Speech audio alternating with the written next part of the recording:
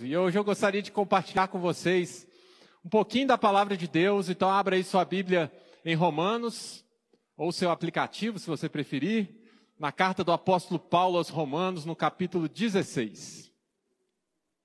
Capítulo 16, carta de Paulo à igreja de Jesus, que se reunia ali em Roma. A carta de Paulo escrita não só para os romanos, mas escrita para nós também, assim como toda a Bíblia. Nós vamos ler o capítulo 16, a gente vai ler o verso 16 e o verso 27.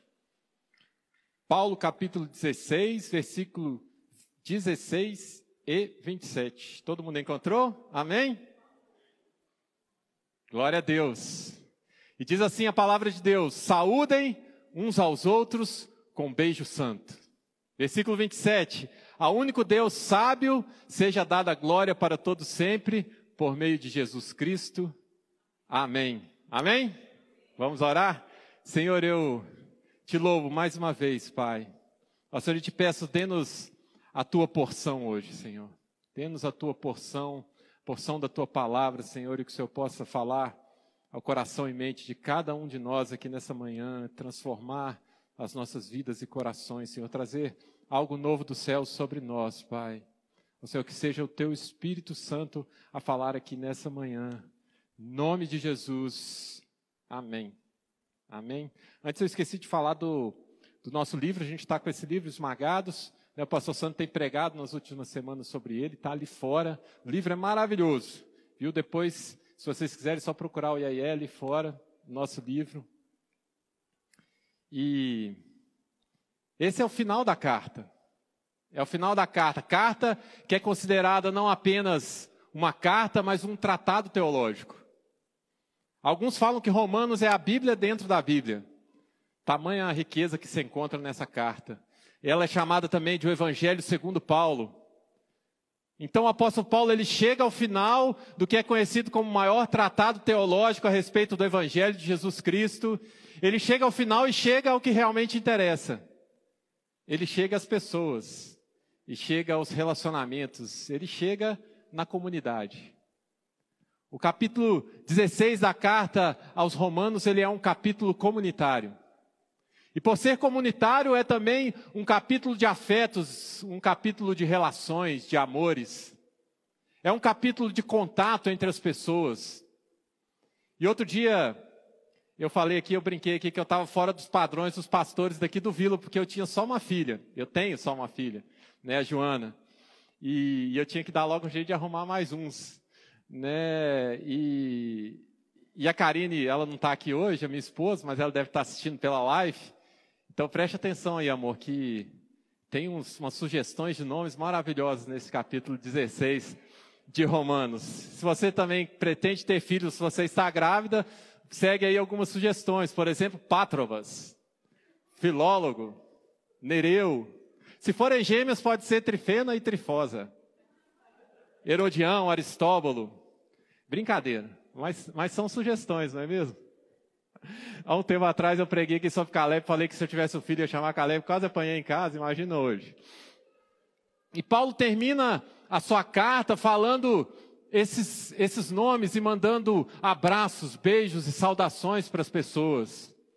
E ele começa no capítulo 16 falando de Febe. Versículo 1, ele fala: recomendo-lhes nossa irmã Febe, serva na igreja de Cencreia, mais precisamente uma diaconisa da igreja. E se você pensar bem, para uma sociedade onde as mulheres não eram sequer contadas, uma mulher ser citada com um título de autoridade na igreja, na comunidade cristã, isso era extraordinário. Febe diaconisa, e Paulo diz: peço que a recebam no Senhor de maneira digna dos santos e lhe prestem a ajuda de que venha a necessitar, pois tem sido de grande auxílio para muita gente, inclusive para mim. Depois ele vai falar de Priscila e Áquila, e nessa época era usual que os nomes dos textos fossem citados em ordem de importância. O nome ou a personalidade mais importante era citado primeiro. Por isso que o evangelista Lucas, quando escreve Atos dos Apóstolos, ele começa falando de Barnabé e Paulo. Aí mais à frente, com a expansão do evangelho, ele muda para Paulo e Barnabé. E mais à frente ele já fala Paulo e seus companheiros. Então, na tradição da época, as pessoas mais importantes eram citadas em primeiro lugar. Então, é impressionante que Paulo cita Priscila e Áquila. Não apenas cita uma mulher, mas cita a esposa na frente do marido. Priscila e Áquila. Versículo 3, saúdem Priscila e Áquila, meus colaboradores em Cristo Jesus. Arriscaram a vida por mim, sou grato a eles. Não apenas eu, mas toda a igreja dos gentios. E ele vai dizer, saúdem meu amado Epeneto, que foi o primeiro convertido a Cristo na província da Ásia. Ele saúda Maria, que trabalhou arduamente, igual Trifena e Trifosa, que também trabalharam arduamente para o Senhor, assim como Pérside. Ele fala de Andrônico e Júnias, que eram parentes dele e estiveram na prisão com ele. Ele manda saudações a Ampliato, meu amado, Urbano, nosso cooperador, Apeles, aprovado em Cristo. Ele saúda Rufo, eleito no Senhor. E também a mãe de Rufo, que era como mãe para ele também. Ele saúda todos os santos que estavam com ele. E ele termina dizendo, saúdem uns aos outros com um beijo santo. O apóstolo Paulo termina o seu tratado teológico, o seu arrazoado teológico, onde ele fala do Evangelho de Deus, ele fala do juízo, ele fala da condenação, ele fala de justificação pela fé, ele fala de santificação, de redenção, e ele termina a sua carta e desemboca essa carta em mensagens de afeto, e mandando beijos para as pessoas da comunidade dos cristãos em Roma. E para mim, irmãos, ao ler essa carta novamente essa semana, parece que ser esse o desembocar natural de um tratado teológico a respeito do Evangelho do nosso Senhor Jesus Cristo. Pessoas, relacionamentos, comunidade. O apóstolo Paulo chega ao final, no que para nós parece ser simples, no que para nós parece ser singelo, ele chega ao final no afeto de um beijo.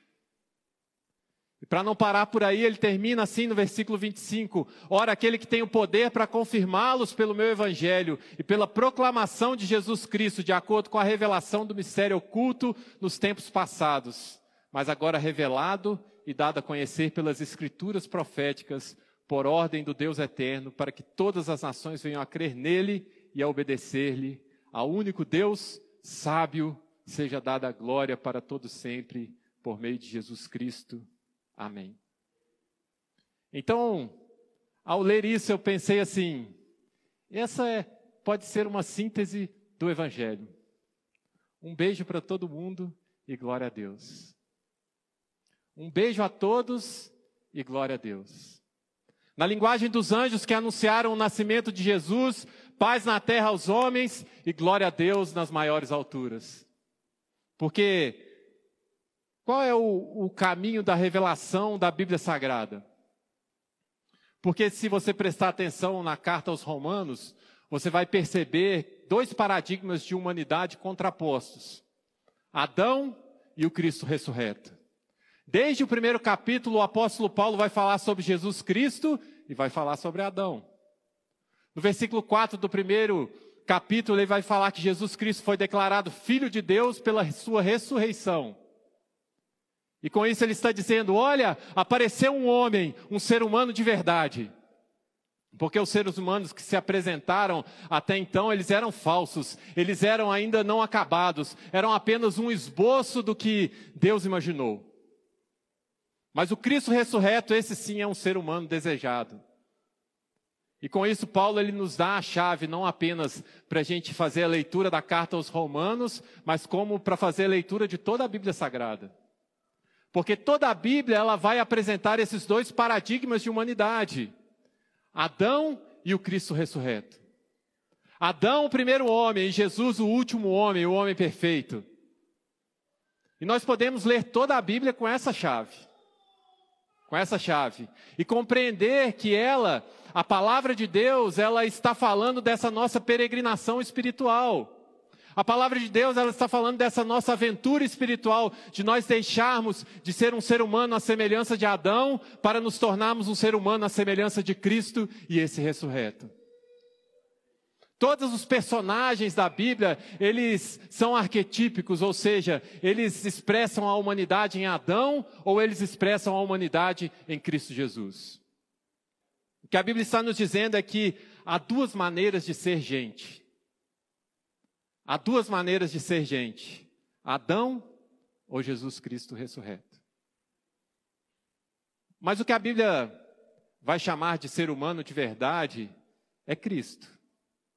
Esse é o ser humano de verdade. Mas ela vai descrever também Adão. E como que Paulo ele descreve Adão na sua carta aos Romanos? Ele vai falar: Adão não quer saber de Deus. E vai falar também que Adão só quer saber de si mesmo. Adão é o ser humano que não rende glórias a Deus e que não beija ninguém. Adão é o sujeito que se afasta de Deus. Adão é o sujeito que joga fora Deus, joga Deus para fora da sua vida, joga Deus para fora do seu coração. E preste atenção, meus irmãos, porque quem não acredita em Deus, acredita em qualquer coisa. Quem não acredita em Deus, acredita em qualquer coisa, e principalmente acredita em si mesmo. Esse é Adão. Porque Paulo ele vai dizer que os homens, à semelhança de Adão, eles mesmo tendo conhecido a Deus, não o glorificaram como Deus, nem lhe renderam graças, mas os seus pensamentos tornaram-se fúteis e os seus corações insensatos se obscureceram. Romanos 1, 21. Que esses homens, eles trocaram a glória do Deus imortal por imagens feitas segundo a semelhança do homem mortal, bem como de pássaros, quadrúpedes e répteis. Porque quem não crê em Deus, crê em qualquer coisa. Mas lá no capítulo 13, Paulo vai descrever quem é Adão. Se você pudesse fazer essa pergunta ao apóstolo Paulo: Paulo, quem é esse ser humano à semelhança de Adão? Eu creio que Paulo iria te dizer que o ser humano à semelhança de Adão é esse ser humano que não serve a Jesus, mas ele fica pensando e premeditando como satisfazer a sua própria vontade, satisfazer a sua carne, ou seja, serve apenas aos seus próprios apetites. Quem é Adão? É aquele que não rende glórias a Deus, que não quer saber de Deus, e por não querer saber de Deus, faz de si mesmo um Deus. Adão é o ser que vive a ilusão de achar que é Deus. Ele não rende glórias a Deus e não beija ninguém. Porque ele só tem olhos para si mesmo. Só tem olhos para si mesmo. Porque tem uma coisa, meus irmãos, eu disse isso na célula na quinta-feira. Eu creio que só há duas pessoas que amam você, de fato. Duas pessoas. Deus e uma pessoa cheia do Espírito Santo. As outras, elas não amam você. Elas amam a si mesmas enquanto elas se relacionam com você. E tanto isso é verdade que um dia elas dizem para você que elas não amam mais você. Mas, na verdade, quando elas dizem que elas não te amam mais, elas estão dizendo assim: olha, você me dava satisfação, uma alegria, um contentamento, era muito legal estar com você, compartilhar a minha vida com você, mas agora você ficou doente. Você ficou chato, você ficou chata, você engordou. Agora seu cabelo caiu, você ficou pobre. E você não me traz mais aquela alegria, aquele contentamento, aquela satisfação. E não é mais legal viver com você, então eu não te amo mais. E o que ela está dizendo é o seguinte: olha, eu me amo muito. E enquanto você me ajudava a me amar, você era bem-vindo na minha vida. Mas a partir do momento que eu preciso me sacrificar por você, a partir do momento que eu preciso perdoar você, que eu preciso me transformar para conseguir continuar vivendo com você, que eu preciso andar milhas e milhas e esperar que você se transforme para que a gente possa construir uma relação de qualidade, uma relação com profundidade, uma relação digna. A partir do momento que eu sou exigido, eu descubro que eu não te amo mais. Porque, na verdade, eu me amo e você serve para minha satisfação. Adão não rende glórias a Deus e não beija ninguém, porque ele só tem olhos para si mesmo. Então a carta do apóstolo Paulo se dedica a descrever esse Adão, mas Paulo lá no capítulo 5 ele faz uma transição e diz assim: olha, existe um novo paradigma, há um novo jeito de ser gente, Jesus. Porque Jesus ele rende glórias a Deus e ele sacrifica a si mesmo. Ele se entrega para Deus e se entrega para você e se entrega para mim. Adão não rende glórias a Deus e não beija ninguém. Jesus, por render glórias a Deus, quer beijar todo mundo e se deixar ser beijado por todos. Por isso que creio eu ser essa uma excelente síntese do Evangelho de nosso Senhor Jesus Cristo. Beijos para todo mundo e glória a Deus. Até porque o que é o Evangelho, irmãos? É Jesus. Jesus é o Evangelho. A boa notícia é Jesus. Então eu penso que não haveria maneira melhor de Paulo terminar essa carta senão dizendo um beijo para todo mundo e glória a Deus por meio de Jesus Cristo. Amém. O Evangelho é simples, meus irmãos. E essa é a simplicidade do Evangelho. Quem é Adão? Adão é o ser humano que não quer saber de Deus. E se não quer saber de Deus, quer saber de quem? De si mesmo. De si mesmo, porque se você perguntar para Adão, Adão, então você não quer saber mais dessa mulher que está ao seu lado? Dela, Eva? Eu não, foi ela que virou minha cabeça, desgraçou minha vida. Adão, que era a imagem e semelhança de Deus, rompe com Deus e passa a gerar filhos à sua imagem e semelhança. E como que são os filhos de Adão? São também pessoas que não querem saber de Deus e pensam apenas em si mesmas. Os filhos de Adão vão conviver com esse conflito. Ou eu me entrego para Deus e renuncio a mim mesmo, ou eu viro as costas para Deus e me reafirmo. Então vem Caim e vem Abel. Abel que se entrega para Deus, mas Caim que se afirma a si mesmo e vira as costas para Deus. E quem mais que vem? Vem Noé. Noé, mas vem também uma geração perversa que é exterminada pelo dilúvio. E depois de Noé, quem vem? Vem Abraão, vem Isaque e Ismael, vem Jacó e Esaú, vem José e seus irmãos. E o que acontece com esses homens que vêm depois de Adão? Alguns deles dão as costas para Deus e sacrificam seus próprios irmãos. E alguns deles se rendem a Deus e negam-se a si mesmos. E a partir de então, a humanidade convive com esses dois paradigmas, Adão e Jesus Cristo. E o que mais que acontece em Gênesis, meus irmãos? Gênesis acontece muita coisa, Gênesis é maravilhoso. Na nossa célula a gente está estudando Gênesis, tem sido muito bom. Mas no Gênesis acontece a história da Torre de Babel, a separação dos povos, o início das nações. Mas o que acontece depois de Babel? Conflitos. Conflitos entre irmãos, conflitos entre famílias, conflitos entre nações. O que acontece com o mundo depois de Babel? Sociedades construídas em cima de sistemas de homem que dominam sobre outros homens, homens que se acham melhores do que outros homens, de seres humanos que beijam e de seres humanos que não se beijam, de seres humanos que se abraçam e seres humanos que não se abraçam. E na história da humanidade, a história da humanidade, ela afirma claramente esse Adão que habita o ser humano, que dá as costas para Deus e que quando dá as costas para Deus, ele só pensa em si mesmo. Mas chega Jesus. E quando Jesus chega alguém que se ajoelha e diz ao Pai, não a minha vontade, mas a sua vontade. Eu digo sim para Deus e digo não para mim mesmo. Adão disse não para Deus e sim para si mesmo. Jesus diz não para si mesmo e sim para Deus. Não a minha vontade, mas a tua vontade. E o que mais que Jesus faz e diz? Ele diz, a minha vida, de mim mesmo eu dou pelas minhas ovelhas, e não só pelas ovelhas da casa de Israel, mas por muitas outras. Jesus então é aquele que se dá a si mesmo, se dá aos seus e se dá a Deus. Abre mão da sua própria vida voluntariamente, amorosamente. E se dá à mulher samaritana, e se dá à mulher cirofenícia, aos gentios, aos leprosos, aos pecadores, aos aleijados, às crianças, às viúvas. Esse é Jesus que diz não para si mesmo e sim para Deus. E Jesus chama para si os seus e ele diz, fiquem aqui porque o Espírito Santo vai ser derramado sobre vocês. E quando o Espírito Santo é derramado sobre a humanidade, o que acontece?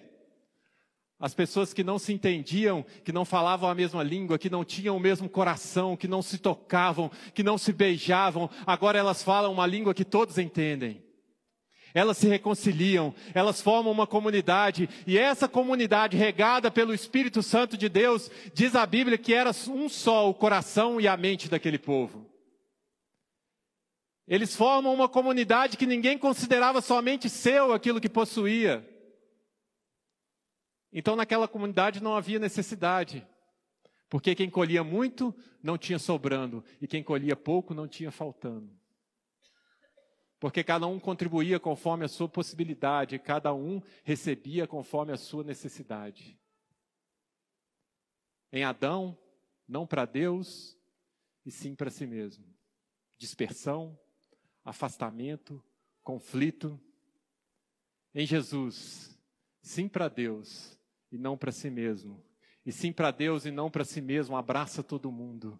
Beija todo mundo, reconcilia todo mundo, salva todo mundo, liberta todo mundo e faz todo mundo, gente de toda tribo, língua, raça, nação, um só povo, uma só família, um só reino de sacerdotes que invocam o mesmo Pai, o Pai nosso. Em um reino onde o pão é nosso, onde o perdão é nosso, a vitória sobre o mal é nossa, é tudo nosso. Tudo nosso. E Paulo está dizendo, nós não somos mais a semelhança de Adão. Porque Adão está para Jesus como um bonequinho de areia, daqueles que a gente faz na praia, com aqueles moldezinhos de criança, está para um ser humano de verdade. Adão está para Jesus assim como um bonequinho de areia está para um ser humano de verdade. Então Paulo vai dizer, nós não somos mais a semelhança de Adão. Esse bonequinho de areia. Nós somos seres humanos com vocação. Com vocação, somos vocacionados desde a nossa criação a nos tornarmos seres humanos à imagem do Filho de Deus. A imagem de Jesus. Romanos 8:28. Sabemos que Deus age em todas as coisas. Diga comigo, todas as coisas. Mais uma vez, todas as coisas. Sabemos que Deus age em todas as coisas para o bem daqueles que o amam. Dos que foram chamados de acordo com o seu propósito, pois aqueles que de antemão conheceu, também os predestinou para serem conformes à imagem de seu Filho, a fim de que ele seja o primogênito entre muitos irmãos. E aos que predestinou também chamou, e aos que chamou também justificou, e aos que justificou também glorificou. Nós não estamos mais em Adão, nós estamos em Cristo. E porque estamos em Jesus, o que é que a gente faz, irmãos? Um beijo para todo mundo e glória a Deus nas maiores alturas. Essa é a simplicidade do Evangelho. E é por isso que o Evangelho vem falando dessa novidade. Vem falando de comunidade, vem falando de amor. É por isso que o Evangelho vai falar de perdão, vai falar de aceitação, vai falar de compaixão, vai falar de abraços e vai falar de beijos. Porque enquanto não há paz na terra entre os homens, não há glória a Deus nas alturas. Porque a glória a Deus nas alturas é a paz dos homens na terra. Toda a riqueza contida nessa carta do apóstolo Paulo, ela desemboca na simplicidade de um beijo para todos e glória a Deus. Afinal de contas, não é esse o grande mandamento de Deus para nós? Amar a Deus sobre todas as coisas e amar ao próximo com o amor de Jesus? Beijos para todo mundo e glória a Deus. E o mundo está gritando por esse Evangelho. O mundo está gritando por esse Evangelho. Porque o que é o Evangelho e o que é essa comunidade? O Evangelho e a comunidade, eles são a mesa posta, onde todo mundo pode chegar. E quem chega, a gente oferece o rosto e a gente diz, deixe-me beijar você, Aristóbulo. Irmã Trifena, irmã Febe. Mas também a comunidade de quem chega, a gente oferece o rosto e diz, beije-me, Judas. E deixe-me beijar você também. Porque não é possível um evangelho que não chegue aí. Não é possível um evangelho que não chegue aí. Porque enquanto olharmos os outros de cima para baixo, enquanto nós nos julgarmos com direitos maiores em relação a Deus, enquanto estivermos competindo, enquanto não abraçarmos os outros, independentemente da sua raça, da sua situação social, da sua conta bancária, do seu nível cultural, nós não teremos entendido o Evangelho. Porque o Evangelho é um beijo para todo mundo e glória a Deus nas alturas. O espírito do Evangelho, meus irmãos, é redenção de tudo e redenção de todos. É trazer de volta para Deus tudo aquilo que se perdeu. Porque Jesus veio buscar e salvar tudo aquilo que havia se perdido. E o que se perdeu? Tudo se perdeu. Tudo se perdeu.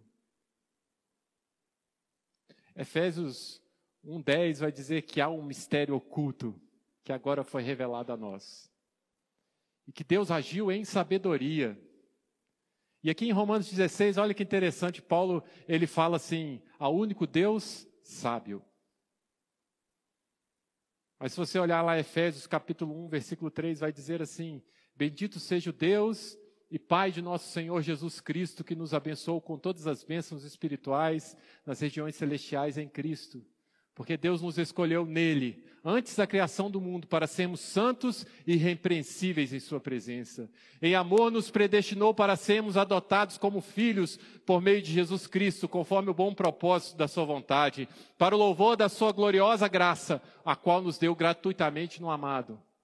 Nele temos a redenção, por meio do seu sangue, o perdão dos pecados, de acordo com as riquezas da graça de Deus, a qual ele derramou sobre nós com sabedoria e entendimento. Por isso Romanos está dizendo, glória ao único Deus sábio. E aonde está a sabedoria? No derramar da sua graça.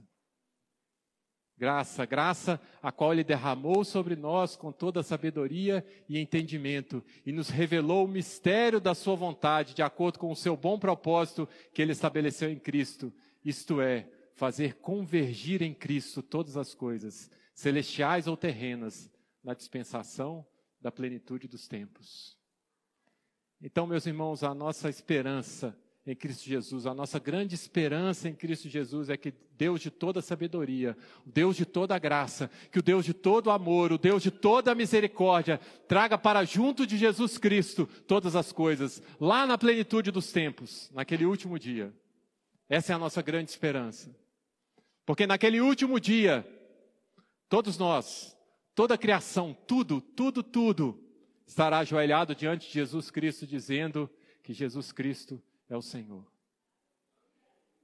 Você pode imaginar isso? Porque diz a palavra de Deus que toda a língua vai confessar que Jesus Cristo é o Senhor, no céu, na terra e embaixo da terra. E todo joelho vai se dobrar diante dele. E nesse dia todas as coisas estarão redimidas e reconciliadas com Deus. Essa é a nossa esperança. E sabe, meus irmãos, qual é o nosso privilégio? O nosso privilégio é que nós temos a oportunidade de oferecer ao mundo um spoiler, uma avant-première do reino de Deus. Um gosto, um vislumbre, um cheiro. Vai haver um dia que toda a humanidade trocará um beijo santo. E nesse dia haverá paz na terra e o nosso Deus vai ser glorificado pelo que Jesus fez na cruz do Calvário.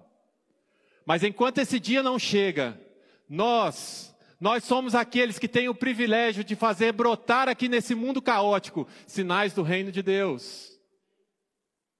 Temos o privilégio de construir umas comunidades e dizer assim, olha, por aí eles só beijaram você com interesses escusos. Só beijaram você para fazer negócios com você. Ou nem beijaram você, te negaram um beijo, se recusaram a oferecer a face para o seu beijo. Mas eu conheço um lugar. Eu conheço um lugar que não importa quem você é, não importa de onde você vem, que você ao chegar lá você vai ganhar um beijo santo. Um beijo puro. E esse lugar é a comunidade dos discípulos de Jesus. Esse lugar é a comunidade do Cristo. Lugar onde trocamos beijos santos, puros. Onde cada ser humano tem a sua dignidade. Porque quando a gente se encontra e se beija, Deus é glorificado no céu. Esses somos nós. Somos nós que fazemos parte da comunidade do Cristo. Esse é o Evangelho do nosso Senhor Jesus Cristo. E eu creio ser essa uma síntese do Evangelho segundo Paulo, desse tratado teológico, dessa carta aos Romanos. Beijo para todo mundo e glória a Deus. Que possamos, meus irmãos, ser essa comunidade que é encharcada do Espírito Santo de Deus e que diz sim para Deus e não para si mesmo. O Evangelho é esse, um Deus que se fez carne, que se diminuiu, que sentiu a nossa dor, que viveu a nossa vida e morreu a nossa morte, mas por ser sem pecado, ao terceiro dia ressuscitou, e por ter ressuscitado, trouxe consigo para a vida tudo que estava cativo na morte. E agora Ele nos aproxima a todos dizendo, um beijo a todos e glória a Deus nas alturas. Um ser humano que só conseguiu pensar em si mesmo. Adão foi um ser humano que só conseguiu pensar em si mesmo e dar as costas para Deus. Um bonequinho de areia. Esqueça Adão. Esqueça Adão e olhe para a cruz. Olhe para Jesus. Aquele que disse sim para Deus e não para si mesmo. E por isso oferece um beijo santo a todos e rende a Deus toda a glória. Que possamos, meus irmãos, viver assim. Porque se não vivermos assim, nosso Evangelho não é diferente do que o mundo já viu até então. Nisso conhecerão que vocês são os meus discípulos, quando vocês amarem uns aos outros. Esse é o Evangelho do nosso Senhor Jesus. Beijo para todo mundo e glória a Deus. Quando conseguimos trocar beijos santos, a glória de Deus será vista em nós. Quando nós conseguimos trocar beijos santos, a glória de Deus, ela vai ser vista em nós. Amém? Coloque-se de pé aí em seu lugar, eu já estou terminando. Chamar a banda aqui na frente. Nós vamos terminar cantando, louvando ao nome do Senhor, esse Deus maravilhoso. Mas antes da gente louvar, eu queria orar com você.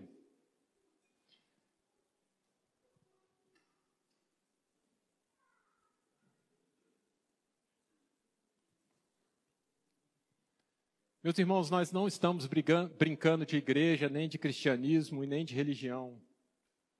Nós estamos buscando diante de Deus uma experiência de plenitude. E para que a gente alcance essa experiência, nós temos que caminhar em verdade, nós temos que caminhar em amor. E batalhar para que a gente possa ser encontrado não a imagem de Adão, mas a imagem de Jesus Cristo e esse ressurreto. Batalhar para que o caráter de Cristo seja moldado em nós. Porque essa é a nossa vocação. Essa é a nossa vocação. Dizem por aí que a gente só consegue ser feliz quando a gente cumpre a nossa vocação. A sua vocação é ser a semelhança de Cristo. Ele é o primogênito entre muitos irmãos. E esses muitos irmãos somos nós. São vocês e sou eu. Nós só vamos encontrar vida plena, vida abundante, quando nós começarmos a viver a vida a qual nós fomos vocacionados a viver. Uma vocação crística. Esse é o propósito de Deus para as nossas vidas. Moldar em nós o caráter do seu Filho. Filho que diz sim para Deus e não para si mesmo. Filho que beija todo mundo e dá glórias a Deus nas maiores alturas.